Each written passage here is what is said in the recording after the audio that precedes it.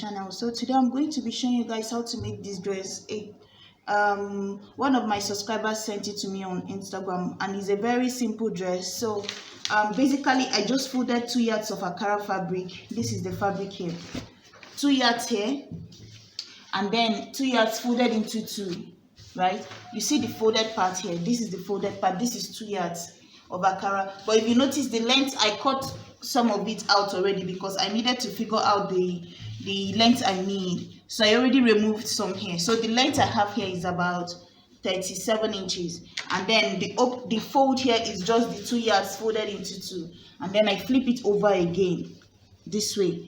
So that's basically it. So now I'm going to insert all my measurements. The reason why I'm using the complete width of the 2 yards is because I want to get the sleeve a little bit longer. So guys, before I attach the ruffle, but guys, if you don't want it that way, and if you want it wider than that, you can do more than 2 yards. But 2 yards is okay for me because the sleeve, if you look at it, it looks almost like a cap sleeve, but it comes with the body of the dress. So I'm going to first thing I'm going to do is just to insert my measurements. So I'm going to start from the shoulder here, the tip of this part here, and I'm going to insert my okay. So first, the width I have here is my shoulder measurement divided by 2, which is going to be 8, right?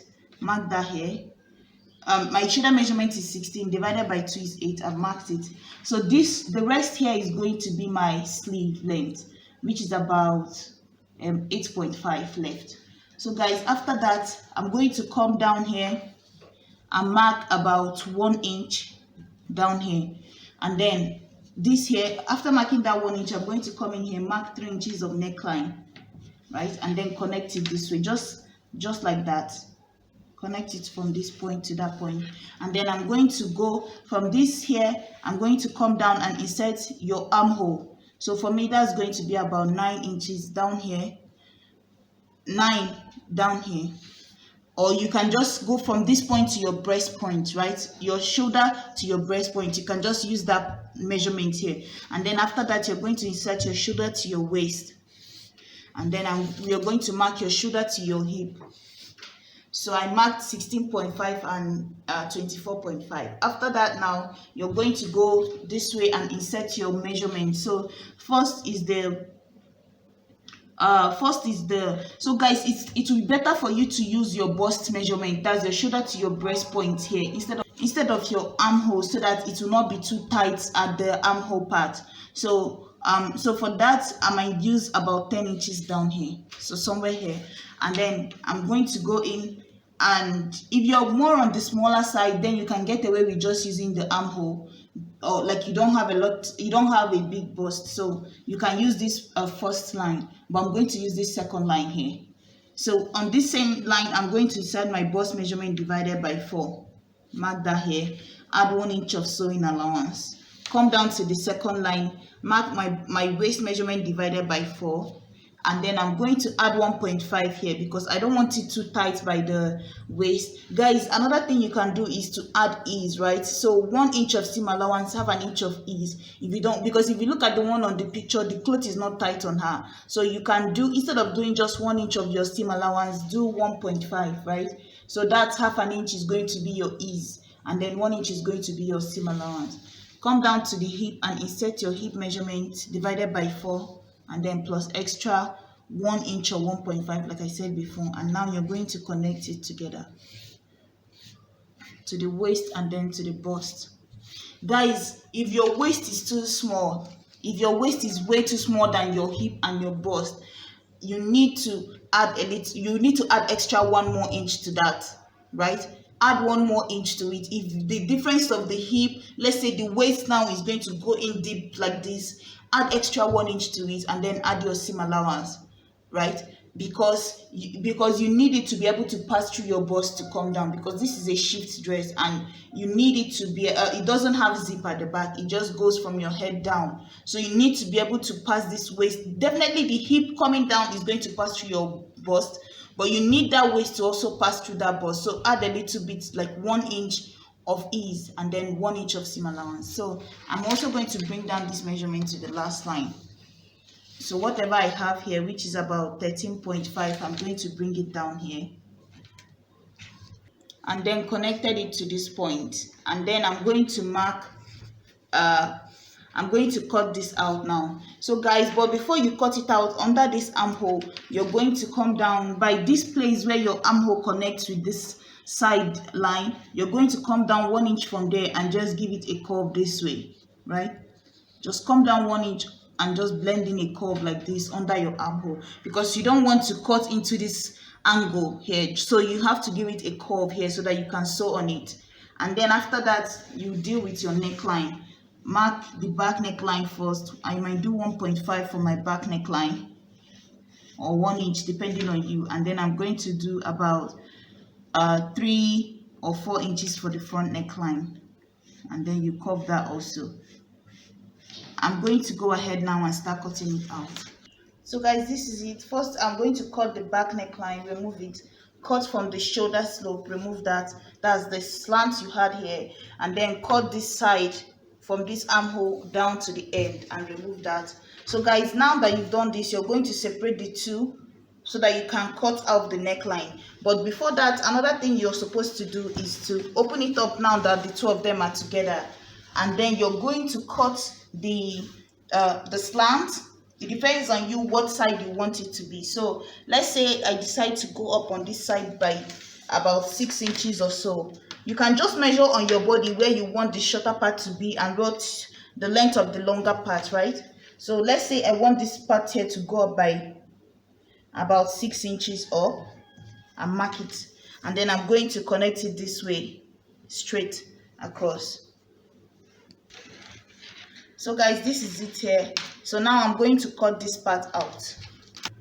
So guys, this is what I did for the front neckline. I cut out this part, and then for the back neckline, I just split it down by about 6 or 7 inches. I'm going to use fabric to turn that over, and then guys, you're going to cut out the ruffle you need to sew it. So I'm going to cut mine out and show you guys. And this is it here. So you just cut out something that looks like a rectangle this way, and then you're going to sew from the edge of that opening that you made. So from one edge to the other side, and then now you're going to split it open so that you can be able to turn the one from the inside. So now you're going to turn it in. So now you see you finish the edges, and then you iron it out. So that's basically how you do this type of this is how you finish like a facing for this type of back neckline. So all you have to do now is just to go ahead and iron it down, and then sew on top of it so that you can hold it down so it doesn't flip in back when the person is wearing it. So this is what the front looks like here. So you see it's done. So guys, for the sleeve, this is how you're going to do it. So basically you go ahead. So guys, I've sewed the neckline down. So this is it here, the back neckline. You see, I just folded the edge and tucked in the edge and sewed down all the way back up. So now the next thing is to join the shoulder. I joined the shoulder and then came to this the armhole here, cut my ruffle. So you see, once you join you see these two parts here, this is one side, you're going to sew it together, and once you sew it together, you open it up like this, and then you cut out the ruffle you need. Like I cut out 5 inches here, that's including my seam allowance. So you cut out enough, and then you place it on top of it this way, and then you just pleat it as you're going. That's how you're going to make your gather. So you see this side is done, and then I need to just fold it this way and then close my seam all the way to the end. Do the same thing on this side, close my seam all the way to the end. And then I also made the ruffle I'll use for the end of the cloth. So this is it here. It depends on you, the length you want yours to be. I think mine is about 10 inches including the seam allowance. So I'm also going to use it to run around the end of this dress. So that's what I'm going to do now. Finish the body, you close up the two sides, attach the ruffle at the end. You see what my ruffle looks like. If you want, you notice her own slant is not too noticeable, so it depends on you. If you want your curve to be a lot, like to be sharp than this one, then you can bring it up more than 6 inches from the top. Remember, the length I started with was 37 for the body of this dress, right?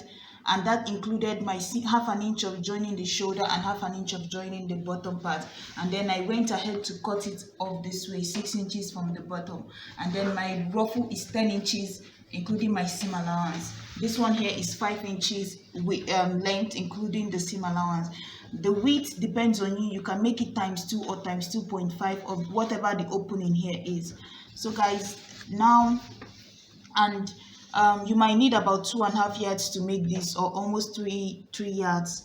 So guys, when you finish that, you're going to cut out a long strap that looks like this, about 1 inch of width, sorry, and then you're going to use it to sew it down this way. You see I sewed it down, cut off the excess, and then you're now going to turn it over this way, just to make to finish it up for your bias, right?